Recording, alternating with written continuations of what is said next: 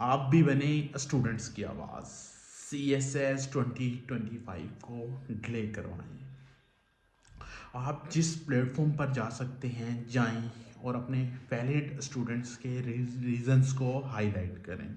Reasons کیا کیا ہیں؟ 2024 کا ابھی تک رزلٹ اناؤنس نہیں ہوا اور 2025 کے ایگزامس کنڈکٹ کیے جا رہے ہیں۔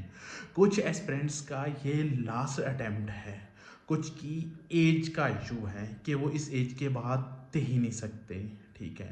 اگر وہ 2024 کے رزلٹ کا ویٹ کریں گے تاکہ وہ آگے نیکسٹ اٹیمپٹ دے سکیں، کیونکہ 2024 کا رزلٹ ہی ان کو بتائے گا کہ ان کی خوبیاں کیا ہیں، خامیاں کیا تھیں، ان کے پیپرز کے اندر جن کے اندر ان کے مارکس کم آئے ہیں، کن سبجیکٹس میں امپروو کرنا چاہیے ان کو۔